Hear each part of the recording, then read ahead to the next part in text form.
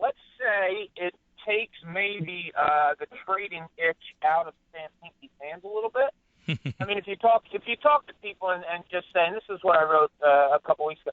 If you talk to people and they get the number 1 or 2 pick, sure, it's great because you're getting the best players and it's probably going to be a big man. But then the next thing out of your mouth is, well, who do you trade or where do you go from there? And everybody just assumes somebody even at the draft lottery asked Nerlens Noel, have you thought about being traded if the Sixers get one of the big guys? And that's just the mentality of where it is now. I think the 3rd pick, if they stay there, if they just take who we all expect or one of the 2 guys that we expect, I think it just kind of solidifies, maybe stabilizes things a little bit in the organization.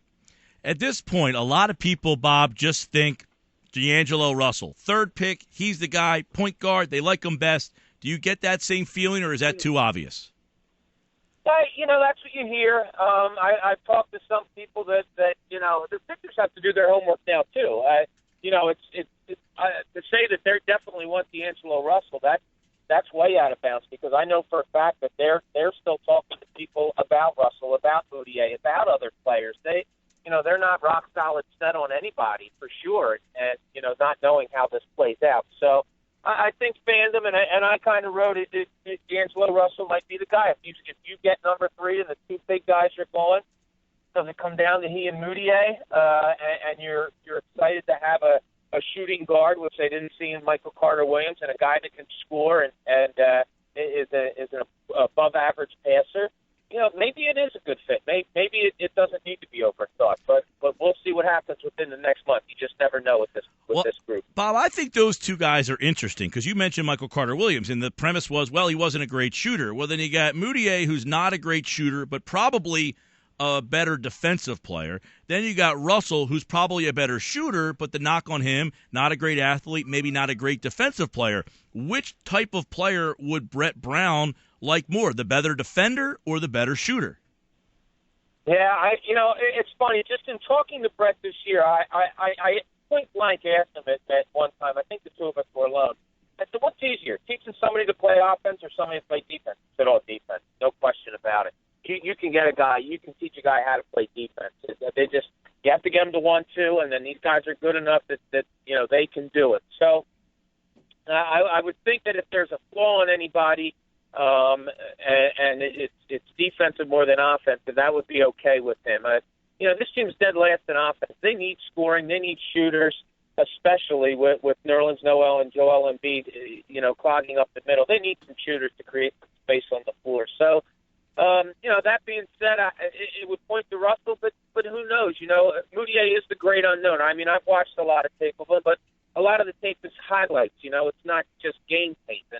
And you have another month to figure it all out. But it's good to be past, in my mind, it's good to be past the draft lottery, where you're not putting percentages to numbers. Now you can actually try to put some faces to where they're picking. Yeah, and I know I like the conversation with the 2 point guards there, whether you like Mudiay or whether you like D'Angelo Russell. But what if in the slim opportunity a big man fell to them at 3? Would that really cloud their decision-making? I don't think so.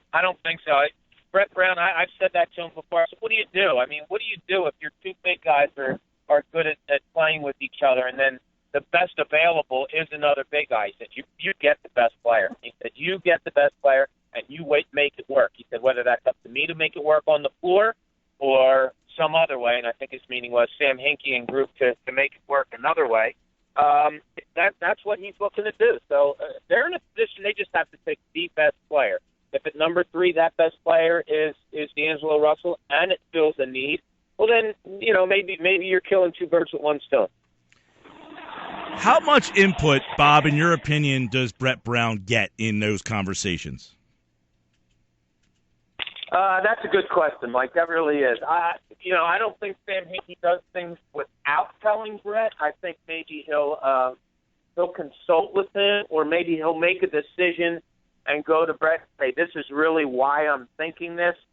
And if Brett's totally against it, maybe he rethinks it. But I think it mostly falls into the hands of Sam Hinkie, and maybe it totally falls in his hands. Brett has told us numerous times that they converse about everything. So I'm sure Brett Brown is made aware of what's going on, but how much input he has to the final decision, I can't really say, honestly. I just don't know. I do think the final decision ultimately falls into Sam Hinkie's hands.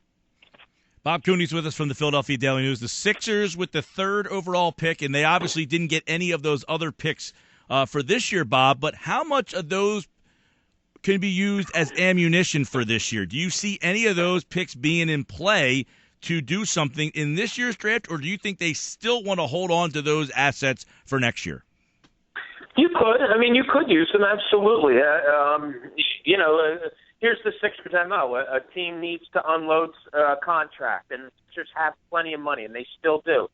What if a team in the draft, what if the team has a mid-first rounder and says, look, we'll give you this player, and we'll give you the number 14 pick.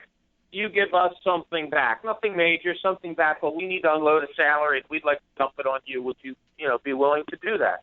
So maybe they do something like that. Maybe they move up in this year's draft, get another first rounder in this year's draft, and they give away either a late first rounder next year or a second rounder. They just have so many tools with which to play that, sure, anything could happen. And it's not out of the realm of possibility at all. And I would even think it's more a probability that something will move. I don't think they'll pick 3rd and take 5 picks come June 25th, and that'll be it. I definitely think parts will be moved before or maybe that night. Yeah, 5 picks in that second round as well. Bob Cooney over at the Philly.com and the Philadelphia Daily News asked the question, was the tanking worth it? Year number 2 now of, 37 wins in 2 seasons now. Watching everything unfold in front of us in the roster that they have and what they could have, has this all been worth it for the 76ers? Yeah, I wrote it today. We did a neat thing where we polled the whole staff to say is the tanking worth it, and we also had 4 of us write what we thought. My writing was simple, and I know people just shrug their shoulders, but in my opinion, you don't know yet. You just don't know yet. You don't know about Darius Saric. You don't know about all these draft picks. You don't know who's going to be taking 3rd if they stand pat. The only thing you do know is that you traded Michael Carter-Williams, who was one of your draft picks and one Rookie of the Year. The only 2 players that you're going to have of real significance since this regime came in this coming year is Nerlens Noel, who's played 1 year, and Joel Embiid, who hasn't played at all. After that, you just have a bunch of unknowns. You don't know. I know all the picks that are secured, and there could be 4 first-round picks next year, and yeah, those things, if you're a Sixers fan, that's exciting. But you don't know if it's worth it yet because you don't know where those picks are going to be. You don't know who those players are. You don't know how those players are going to work out in the NBA. It's just way too early. It's just way too early to see if this is all going to come to fruition. Well, I like what some of your colleagues wrote. Dave Murphy says that the Sixers are giving the fans what they want. You're there in the building every single night. I know Dave's not. Do you get that sense that Dave's right? That are they giving the fans what they want? You're there every single night. Do you get the sense that Sixer fans are getting what they want?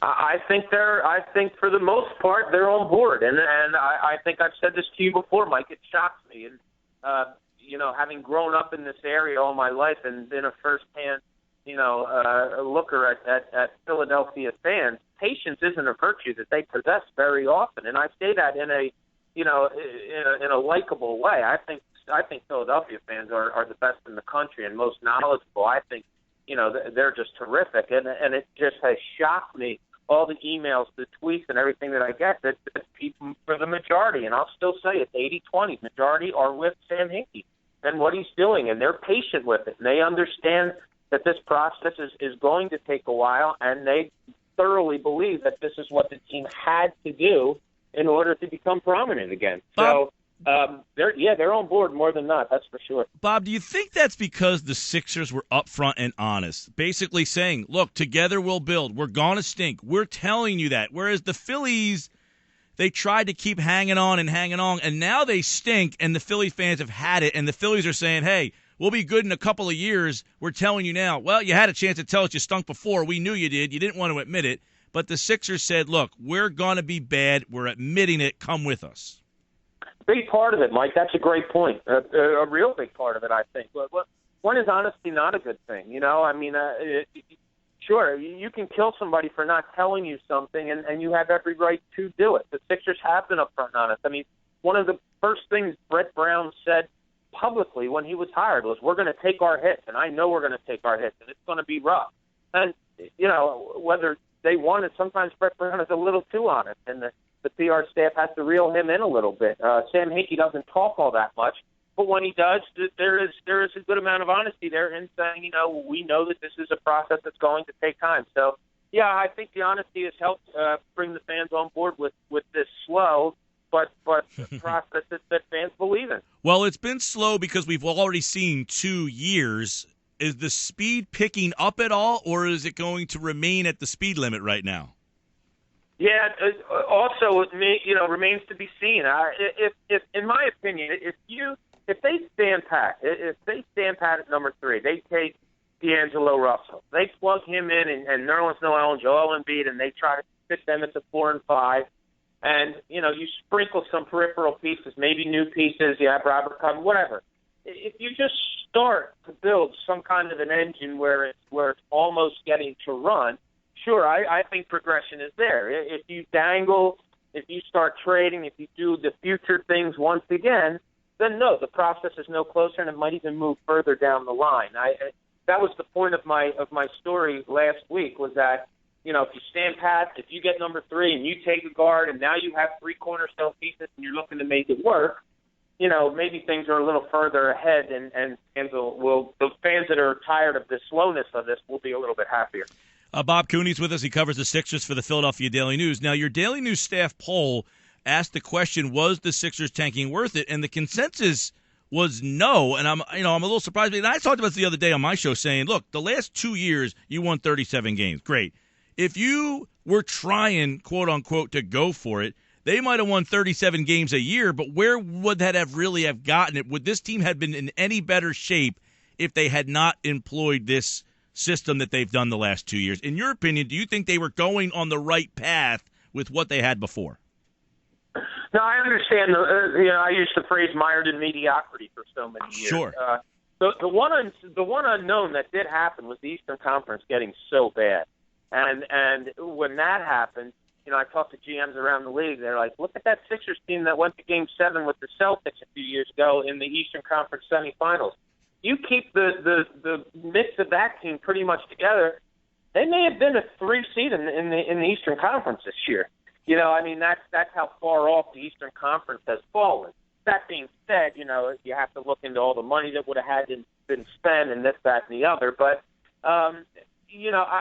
I don't know. This is unknown territory, Mike. It's never been done before this way, to this extreme in any sport, as far as I know. So, to say this is absolutely right, and I hate to answer a lot of these questions with we just don't know, but that's the God's honest truth. We just don't know, and to see when or how this is all going to come together, it's just going to take a little more time. The kid Porzingis is shooting up draft boards. People are talking a lot about him. Would you be shocked, or would he be a guy that you think fits well? Would he be a guy that you think they are interested in? I'm not a huge fan, I have to be honest. I'm not a huge fan of his. Just raw, thin, big guy, too. And, do you need another guy there? I mean, do you need another guy roaming the lane mostly with the Nerlens, Noel, and with Joel Embiid?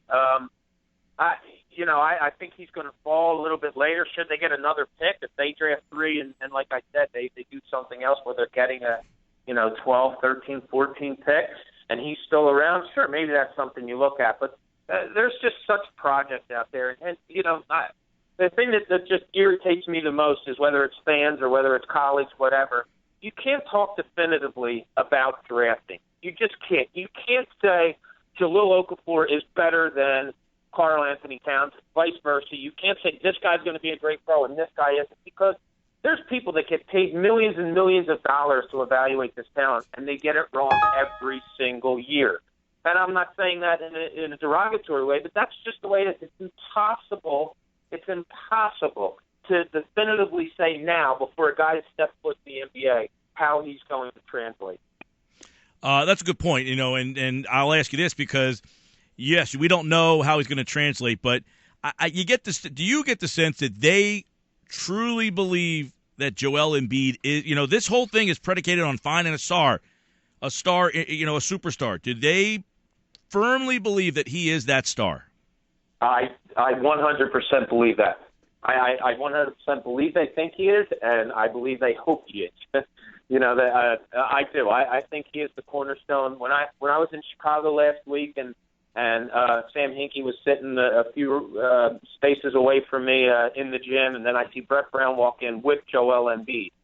That's a shock. You don't see current players at the rookie combine, but he was there. They had him sit in on the interviews. They wanted him to talk to guys that could be his potential teammates. They're putting everything that we spin here, Mike. It all comes down to how is Joel Embiid going to be. If he's going to be this rock-solid center and this rock-solid superstar in the league, that's what you grow with, and that's where you go. It all centers around him, in my opinion. And I think the organization believes that also. Bob, what do you think they think the ceiling for Noel is? Yeah, you know what? You have to be happy with the progress that he made this year. Don't go overboard. I mean, people say, he should have been Rookie of the Year. He had a very nice end of the year, no question about it. And I was one of the guys at the beginning, before the season started, that said the number on him to me wasn't in terms of points, how many rebounds. Mine was games played. And I put it that I didn't think he was going to play more than 55 games.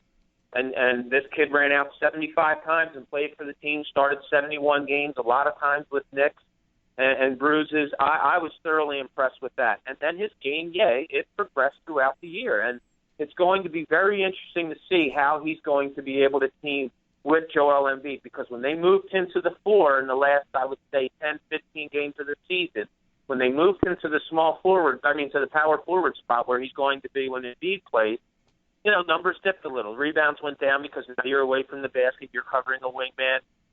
His block shots went down. His scoring went down just a little bit. But he showed great improvement. He's very, very raw still. He's still a couple years away at least. But to see that improvement and see the work ethic get better and better with him throughout the year, that's something Sixers fans can hang their hats on. All right, Bob Cooney at Bob Cooney 76 for more on the NBA Draft June 25th. We'll be live inside the War Room on our YouTube channel. You can watch it live when the Sixers make their pick at number 3. And Bob Cooney from the guys from the Daily News. Great article. Was the tanking worth it? Go read it for yourself over at Philly.com. Bob, always a pleasure, bud. Mike, thanks for having me again. I appreciate it.